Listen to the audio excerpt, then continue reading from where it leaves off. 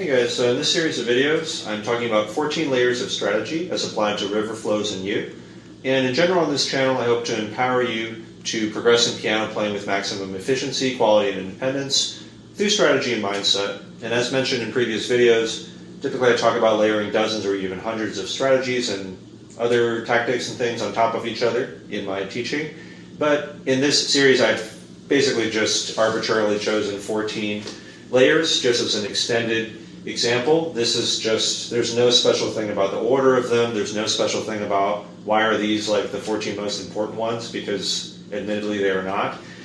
Just one possible way to do it. And the overall thinking behind it is that it's way more powerful for your progress to be layering many different independently powerful strategies, concepts, tactics, etc. on top of each other rather than just using isolated tips and tricks, because, well, when you do that in isolation, like in these 14 layers of strategy, if you use just one thing, well, the other 13 things, like, you're missing out on their powerful compounding effect if that you would achieve had you used all of them together. So anyway, so in terms of the layers so far, we have the first one, which is separate hands and just playing, slowly, being observant, playing them to quality. It's kind of like a bunch of different things, but, just kind of general, basically good type of thing, and not doing both right from the start. Playing super small, tiny little sections, because it's much more likely you can keep a very high quality. If, you start with something that's more manageable, more bite-sized. And finally, always having this idea of an overlapping note, always including the first note of the following section, the following measure, the following page, which typically will result in a point of overlap that'll make transitions much smoother. So this time I want to talk about writing all of the fingering. Now, this might not seem that important right off the bat, but it honestly is so important in terms of memory, in terms of consistency and everything, because, well, basically, like, it'll really interfere with your muscle memory and coordination and everything if you're practicing different coordinations all of the time, right? So, for instance, in any given section of River Flows in U, or any other piece that you're playing, if you play it once with like 5-4, 5-2, and then another time you use like 4-3, 4-1, or something like that, well, your body's going to become confused. You're practicing, it's like if you're like pitching a baseball and you decide to just grip it like a totally different way each time. Not that I can speak for this because I don't play, I'm not good at any sports, but but I would imagine it's really hard to become a really good pitcher if you're changing the way that you're gripping the ball randomly every single time, right? You want to find something that works well, a good fingering, and then be consistent in that, and that will really help a consistent memory. And a lot of the time, one of the most dangerous things is that people aren't even aware of what's going on at all. Like, they don't even notice that they're changing fingers.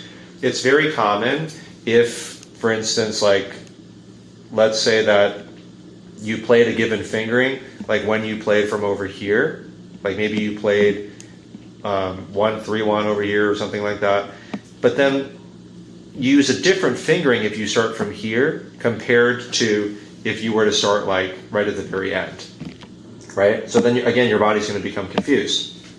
Also, sometimes students even start from the same area, or even if you just perform from the beginning, and they'll just randomly change fingers. Like sometimes it'll be 1-3-1, sometimes it'll be 1-2-1, sometimes it'll be like 1-4-1, and they don't even notice this. So this will very likely lead to those memory problems I talked about, because when you're performing, you're under pressure, suddenly your fingers like don't know what to do because you've told them to do like 2 or 3 different things.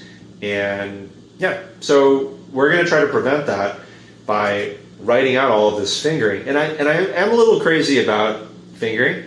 I literally like to write every single fingering for every single note in the entire piece, ideally. Other professional pianists, they think that that's odd sometimes. They're like, why don't you just write, why don't you omit the repeats, or why do you have to write every single one? But really, if you write every single fingering, you can start from anywhere in the music, both hands or separate hands, mentally or physically, basically without any sort of delay whatsoever. And I don't mean like 30 seconds or 3 seconds or 1 second. I mean like it's like instant, right? In terms of like when you find it, because I can find fingerings very, very quickly. But if it's like a very long piece, if there's lots of simultaneous notes and everything, there might be a slight delay, and it's just not worth it to have that for me. So when I did like the complete Chopin etudes, which I'm coming back to now, and I'll continue working on it for a lifetime, I wrote every fingering for every note for like all 115 odd pages or however many it was of the Henley edition. So yeah, so I have specific views about that, and I think just looking at this, look what happens if we actually write in all the fingering, right? So this is like fingering and a few other things too. I have other symbols. We'll just ignore them for now because we're not talking about them in this video. But, you know, it's now that we have this here, I wrote this for other students in the past, you can see what it is that I mean. If I ask you to start from like over here or over here, you instantly know what fingering it is, obviously. Right? So now that we have this, if we want to play from over here, we can rest assured that we're solidifying memory and coordination each and every time that we're doing something. So I know I've kind of forgotten to do some left hand examples. So remember with the other layers here, now that we have all the fingering, actually, I guess I should say a little bit at this point that, let's see. Well, no, maybe let's go into the left first, and then I'll circle back around. So if I'm playing a little bit of left here, right? So we're playing slowly, carefully, playing slowly as needed. Like if I can do it up to speed and I'm not hesitating, then that's fine too. But I want to uphold the quality. I'm starting with separate hands, as I mentioned in the first layer, and I'm doing small sections, and I'm always having a point of overlap. So for instance, like if I'm playing this, it's a good idea to include the following note once this is solid. The idea of overlap, it does depend on how large of a section that you're practicing. So I won't set any hard and fast rules here, but I'd say like, you know, if you practice a measure, try to include the next note after the measure. If you just practiced half of a measure, try to include the next note after that half a measure. That's kind of what these triangles are indicating here, but don't worry about those for now. So I'm going to play this, right? And then of course I know that I'm staying consistent with my fingering because I've written it all here. Let's see. And then going here, you can ignore all these other symbols. So let's assume I can play this well. And I probably want to include this as well too. And I can see that I have 2 5s in a row here. This is the fingering. Okay, so that's the case there. I think I'm maintaining all the layers here, right? I'm starting with left hand, slow, careful, small sections, right? These are all relatively small sections. Some of them are super small. Yeah, I thought I was going to say something else. If I remember it, I'm sure I'll come back to it in one of the remaining videos in this series here. Oh, about like how do you choose the fingering? How do you go about doing that? What should you do and all of that? First of all, if you're a beginner or even total beginner, you might wonder like, well, how do I choose the fingering? Like, isn't it bad for me to write? So even if you choose a random fingering, like we want your random fingering to be consistent with itself, right? Let's say hypothetically that you actually chose like a bad fingering. It's not the best. You don't know any better because you don't have a teacher. Well, at least write it down, because the alternative is that you'll use like a different bad fingering every single time, right? So I know it's like you want to avoid getting bad habits, but if you're going to play it anyway, just write down the fingering you're currently using so that you can stay consistent, and it's not even worse if you're constantly changing all the time without even being aware of it. So I would recommend, writing all of the right hand for a little while. Probably you won't do the entire piece if you're like most people.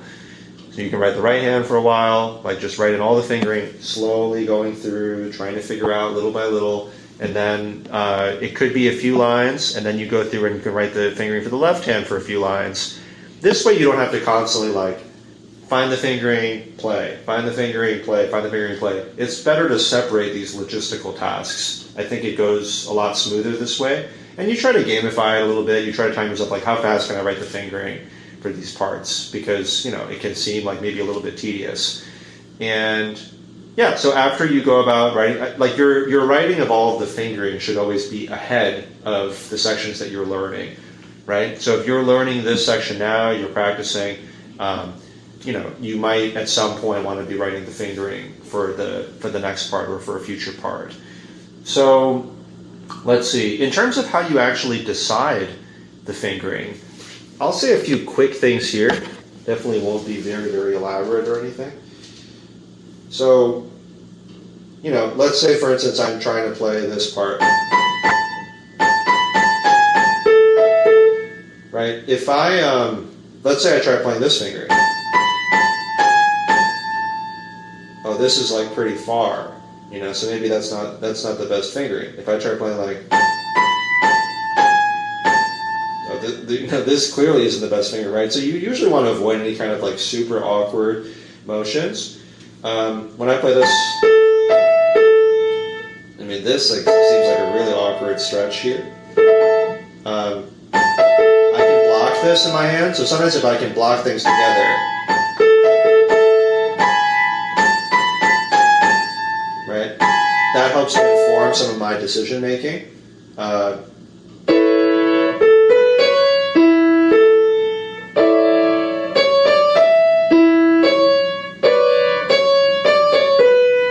a lot of the time when I'm trying to decide what to do, it really depends on if I can block things in my hand, if I can you know, avoid any kind of really awkward motion, if I can avoid my thumb crossing like many times. But, you know, there's no hard and fast rules. Believe it or not, in terms of teaching of fingering, I typically will just leave students on their own. And I don't even really talk about desirable difficulty in this series of videos. But the short version is that if you let people struggle and they succeed, they'll learn way better. So it's like either they just try to write fingering themselves and then I'll give them feedback on it, or I will write the fingering for them. I won't do this forever, but I'll do it initially. And then they can ask, like, oh, why did you decide this? Why did you decide that? People very rapidly learn these good fingering principles this way. So, yeah, so I basically, like at this point, let's pull up the list of layers here. Maybe let's go ahead and use purple. So you know, we practice separate hands, slow, observant, equality. We're also going super small typically in terms of the size of sections that we're practicing. And then we're also doing these overlapping notes. We always include the first note of the following section. And then now we are also writing all of the fingering, ideally. Yeah, hope that you found that helpful. If you did, please like, subscribe, let other people know about the channel. And feel free to ask me questions if you have follow-up on anything that you'd like me to go over in the future. We still have 10 more layers of strategy, so looking forward to getting into that with you. I'm just looking at the 4 and just thinking about which ones to do next and so on. So yeah, looking forward to getting into that with you guys.